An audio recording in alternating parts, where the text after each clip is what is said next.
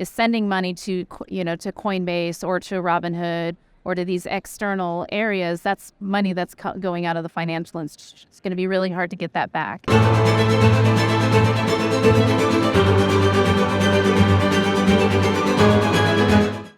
Companies get stuck in their model for managing risk, their model for expansion.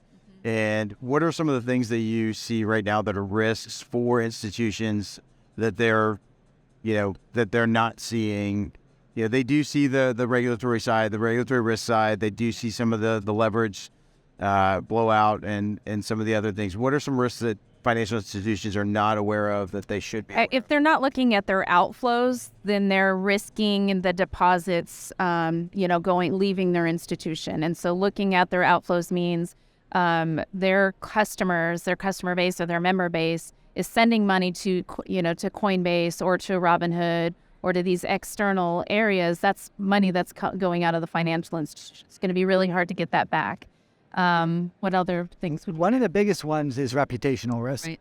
And that's one that's reputational risk. Reputational risk, yeah. Okay. I mean, again, if they dig into that a little bit. Yeah, So if they partner with a third party to provide any sort of digital assets, or they implement a blockchain, whether it's through like a Tacit or something, which is kind of a commercial blockchain, and something goes sideways, it's their reputation. And reputation is the most important thing that a bank or a credit union has. Right. And so that's one of the things that can sometimes prevent them from moving forward with something, is just that reputational risk. So they have to be really comfortable with their partners. Like most of the partners that banks have today have existed for 30, 40, 50 years. They're the FISs of the world, Fidelities, or the TSYSs of the world, NCRs.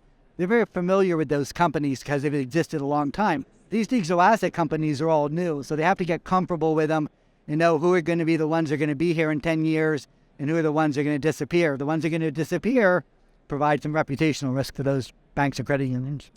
Gotcha. Anything else? Any other risks that you think that they should be aware of? I mean, not doing anything is a risk. Yeah. Which kind of goes back to the reputational part of it, is if you have a younger demographic that wants to see if you're crypto friendly and you're not, that's a risk that you're not going to have that acquisition as a customer. But it's not just a younger demographic, it's a digital demographic. And being in the places, like I said before, where that money is transacting, if you're not in those places, you're outside the circle. Yeah, and we think about demographics. In the next 10 years, the baby boomers are going to die off, and that money is going to be the largest transfer of wealth the world's ever seen, is going to transfer to the younger generation. The younger generation is a pure digital, they like those digital relationships. They like dealing with their fintech providers.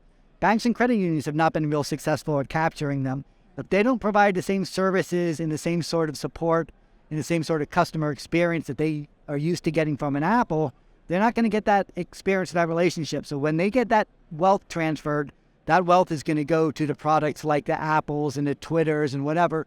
Elon understands that. That's what he's building into Twitter. So he's building it into Twitter. Payments. Apple seems to get that they're building it into it. Yep.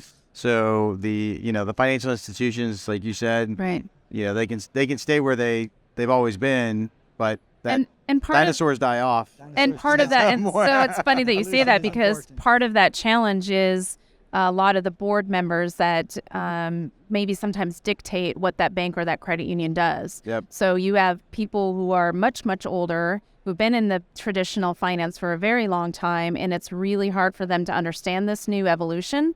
And they're dictating what these banks and credit unions are doing right now, and that's unfortunate. So not only do you have the regulator that's hindering, because a bank CEO or a credit union CEO may want to do any of this, but if they have a regulator or they have a board member that are saying, no, don't do it, their hands are tied.